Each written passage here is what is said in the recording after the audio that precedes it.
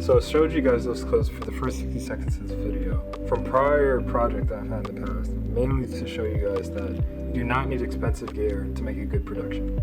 Even though having more expensive gear can make your productions better, having less expensive gear can push your creativity to make you a better storyteller, building fundamental skills as filmmakers that we all need to make good productions. So in this video, I'm going to give you guys 5 things to keep in mind, have on your bucket list of things to buy for camera gear for those of you who are new to the photography space. Starting off with 1, get a decent camera. I personally shoot on Nikons. I have a Nikon D3500 and a Nikon 5100. These cameras have served me well for the past few years that I've been doing video and photography. I'm only thinking about upgrading to a Sony FX3 because I want to, and I believe the Sony FX3 will enhance my skills versus just getting a camera to try to hide my developmental skills or lack thereof. Having an expensive camera shall always enhance the skills you already have, building upon the fundamentals that you've been using for however long you've been in video photography, versus getting an expensive camera thinking that it's going to make your production or photos better. Now onto my second piece of gear that I would recommend anyone getting if you're getting into photos or video is a monitor. Now I have the Freeworld FWF86.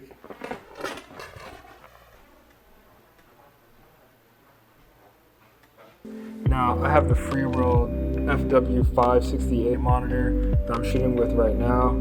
This one I chose mainly because it helps with focus. I was terrible with focus, relying on the little LCD screen that comes on the camera itself. And most of my shots, even in the intro that I showed you guys here, had very blurry shots. My shots were not sharp. And on top of that, some of my shots were even underexposed on set, and I didn't know it until after post. So having a monitor like the Freeworld FW586, 568 is great because it will help you with that exposure, it will help you with that focus, and it will overall give you a baseline to start making better videos or even creating better photos. Now this leads me onto a sub point within getting a monitor. For those of you who are into vlogging or are thinking about getting into creating your own vlogs, I recommend a monitor mainly because you can get a camera that has a flip out screen. However, I wouldn't put all my trust in the autofocus of the camera itself.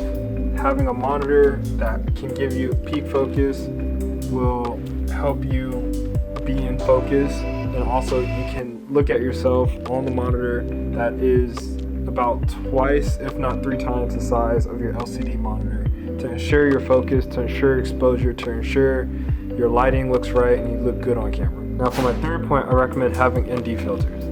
ND filters are like sunglasses for your lens so that you don't have so much sunlight coming into the sensor and overexposing your image, brighten your image that's unwanted, so on. These are great if you have high aperture lenses or low aperture lenses. Long story short, if your f-stop is lower, like 1.8, 2, so on and so forth, having an ND filter can give you a nice bokeh or bokeh, however you want to pronounce it, giving you a depth of field, separating your subject from the background or separating your subject from the foreground to be able to give you that nice bokeh. The fourth thing you want to have is a stabilizer or some kind of stabilization. Whether it's a small rig, whether it's a glide cam, whether it's a gimbal, you want some kind of way to get those micro jitters out of your image or your video. Another problem that I've ran into a lot of times when shooting video was not only the blurriness of my videos, but the stabilization. Always being told, it's a great shot, but the image is too shaky.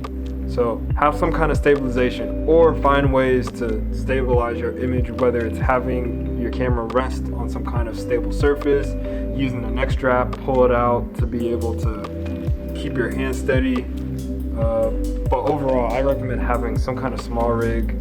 That the one I have, I just got few days ago. I love it. Having some kind of stabilization will really go a long way. And my fifth and last point, have extra batteries.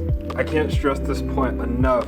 Having extra batteries has saved so many gigs and so many headaches, knowing that every time that I open my case to pull out my camera, there's either a charged pair of batteries already in the camera, or if the battery in the camera is about to die, I have like 3 extras that I can go through before the shoot's over. And normally I go through 1 battery a shoot. If it's longer than like a couple of hours, I'll probably go through 2 batteries. But I have 4 batteries to keep on hand, 2 per each camera, and it's really saved a lot of time and a lot of headache in my shoot. And it also provides that extra level of assurance that my camera will still be in use the entire shoot, and I won't be like, oh, I'm sorry, I don't have any more batteries. Get extra batteries. Thank you guys for sticking with me to the end. If you find this video helpful, please leave a comment below, give this video a thumbs up, and subscribe to the channel. It will really help me out a lot to continue to provide content for you guys and to put more time and effort creating these videos and helping you guys be better videographers and photographers. Until next time, I should see you guys in the next video.